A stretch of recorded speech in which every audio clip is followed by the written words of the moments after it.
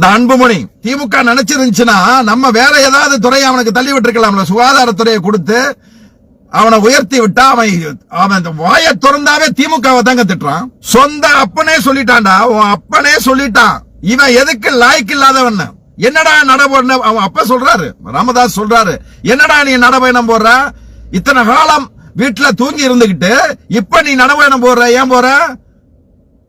அவ சொல்றாரு, இவன் உலகத்துல பொய் பல விஷயம் சொல்லுவாங்க. அண்ட புழுகுன்னு சொல்லுவாங்க, ஆகாச புழுகுன்னு சொல்லுவாங்க, பவானி சமுக்காலத்துல வடிகட்டின பொய்ன்னு சொல்லுவாங்க. இனிமே தமிழகத்துல 4வது ஒரு பொய் இருக்கும், அது அன்புமணி பொய்ன்னு அவ்வளவு இதா ஒரு தந்தை சொல்றாரு.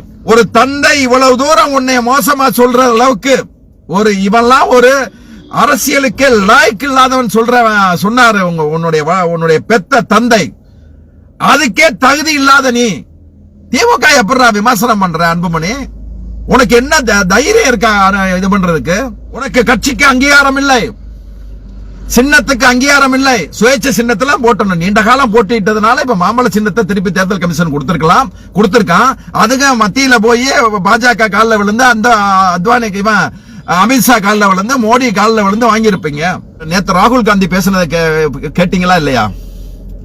பெங்களூர்லங்க அவர் ஒரு சாம்பிளுக்கு ஒரு தமிழ்நாடு ஃபுல்லா இந்தியா ஃபுல்லா நடந்த எலெக்ஷன் 2024 எலெக்ஷன்ல இந்தியா முழுவதும் கள்ள ஓட்டு போட்டு தான் ஜெயிச்சிருக்காங்க, இவிஎம் மிஷினை ஹேக் பண்ணி தான் ஜெயிச்சிருக்காங்க. ராகுல் காந்தி படிப்படியா சொன்னார், ஆதாரத்தோடு சொன்னார். பல ஐஏஎஸ் அதிகாரிகள் ஒட்டுமொத்தமாக சேர்ந்து தேர்தல் கமிஷன்ல புகார் கொடுத்தாங்க. என்ன நடந்தது? தேர்தல் கமிஷன் 2024 தேர்தலுக்கு முன்னால தேர்தல் ஆபீசர் ரிசைன் பண்றான். இவ்வளவு குற்றச்சாட்டு சொல்லி நேத்து ஆதாரத்தோடு அவர் ராகுல் காந்தி ஒரு பாராளுமன்றத்தில் ஒரு தொகுதி எடுத்து அவர் இது பண்ணிருக்காங்க. பல்லாயிரக்கணக்கான பேர் போலி வாக்காளர்கள் உருவாக்கி இருக்காங்க. ஒரு அட்ரஸ் இருக்குங்க, ஒரு பீர் தொழிற்சாலைங்க. அந்த பீர் தொழிற்சாலை அட்ரஸ்ல வச்சுட்டு அதுல 48 பேர், கிட்டத்தட்ட 48 பேர் அந்த வீட்டுல அந்த அட்ரஸ்ல போட்டிருக்காங்க. எப்படிங்க ஒரு பீர் தொழிற்சாலையில 48 பேர் இருந்துச்சுன்னா தேர்தல் கமிஷன் எப்படிங்க ஒத்துக்கிற முடியும்? ஒரு சிங்கிள் ரூம்ல இருந்ததுக்கு 28 பேர் அந்த சிங்கிள் ரூம்ல போட்டிருக்காங்க. வீட்டு அட்ரஸ் சைவர், சில இடத்துல சைவர். அப்பன் பேர் என்னடா ஏபிசிடின்னு போட்டிருக்காங்க, பேரே இல்ல. கிட்டத்தட்ட பல்லாயிரம் ஓட்ட இந்த மாதிரி போலியா கொண்டு வந்துதாங்க இப்ப ஜெயிச்சிருக்கான். வேலைவாய்ப்பு திண்டாட்டம் இந்தியா ஃபுல்லா மோடி எதிர்த்திருந்தான், எவனும் மோடி விரும்பல. அப்படிப்பட்ட சூழ்நிலை 2024 மோடி எப்படிங்க வந்தான்? எல்லாம் திட்டமிட்டு இத தேர்தல் கமிஷன் செய்யணும். இல்லைன்னா நம்ம இந்தியாவில் உள்ள அத்தனை எதிர்க்கட்சியிலும் ஒன்று சேர்ந்து இத சுப்ரீம் கோர்ட்ல பெரிய வழக்கா போட்டு இந்த ஆட்சியை டிஸ்மிஸ் செய்ய சொல்லணும். உச்ச நீதிமன்றம் டிஸ்மிஸ் செய்யணும் இந்த ஆட்சியை.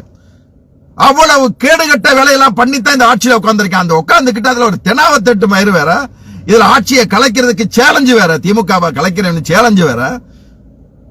எச்ச ராஜா 48 மணி நேரத்துல இந்த ஆட்சியை கலைக்கிறேன்னு சொன்னா என்னத்த புடுங்கினாவன்? இவன் சிவி சண்முகம் போய் ஒரு வழக்கு போட்டான், உங்களுடன் ஸ்டாலின்ங்கிறதுல ஸ்டாலின் பேர் வைக்க கூடாது அப்படின்னு. உயர் நீதிமன்றம் தீர்ப்பு அளிச்சிச்சு. என்ன அளிச்சிச்சு?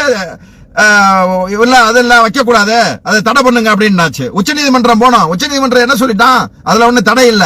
இந்த மாதிரி ஒரு அரசியல் ஆதாயத்தோட, அரசியல் காழ்ப்புணர்ச்சியோட நீங்க வழக்கு போட்டிருக்கீங்க, அதனால 10 லட்சத்தை கட்டுறா அப்படின்னு சொல்லிட்டு சிவி சண்முகத்துக்கு 10 லட்சம் ரூபாய் கட்ட சொல்லியிருக்காங்க. ஏண்டா, அம்மா உப்பு, அம்மா சிமெண்ட், அம்மா குடிநீர், அம்மா மருந்தகம், அம்மா தங்கும் விடுதிகள், அம்மா காய்கறி கடை, அம்மா உணவகம், அப்படிலாம் பேர் வைக்க போகும்போது எங்கடா புடுங்க போன சிவி சண்முகம்? இன்னைக்கு முதல்வர் உருப்படியான காரியம் செய்யறாரா? உங்களுடன் ஸ்டாலின் தான். நீ போய் பாரு, எத்தனை ஏழை பாலைகள் பட்டா வாங்கியிருக்கான், எத்தனை ஏழைபாளைகள் தன்னுடைய அந்த ரேஷன் கார்டு இல்ல, அது இல்ல, பல காரியங்கள் நேரடியா நடந்துகிட்டு இருக்கா அதிகாரிகள் வச்சு.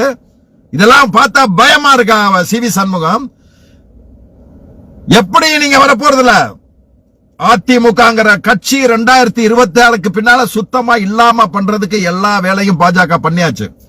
2036 தேர்தல் நடந்துச்சுன்னா அது திமுகவுக்கும் பாஜகவுக்கும் தான் தேர்தல் நடக்கும். அந்த அளவுக்கு பாஜக பக்கா வேலை பார்த்துக்கிட்டு இருக்கான். இந்திய ஜனநாயகத்தில் மோடியும் அமித்ஷாவும் இருக்கிற வரை நீங்க யாரும் ஜெயிக்கிறதும் கனவு கண்டாதே. அது அவன் தொட முடியாத ஒரே மாநிலம் அமித்ஷாவா இருக்கட்டும், மோடியா இருக்கட்டும், RSS இருக்கட்டும், இந்த அமைப்புகள் மொத்தமா சேர்ந்து வந்தாலும் அசைக்க முடியாத ஒரே சக்தி முத்துவேல் கருணாநிதி ஸ்டாலின் அவர் தலைமையில இருக்கிற இந்த திமுக. ஒரு மயிரும் புடுங்க முடியாது எவனாலையும். தமிழ்நாட்டில் முத்துவேல் கருணாநிதி ஸ்டாலின் இருக்கட்டும், அதுக்கடுத்து இளந்தலைவரா இருக்கட்டும், அதுக்கடுத்து வர்ற திமுக தொண்டன் இருக்கிற கடைசி திமுக தொண்டன் இருக்கிற வரைக்கும் எவனால இந்த இயக்கத்தை அழைக்க முடியாதுங்க.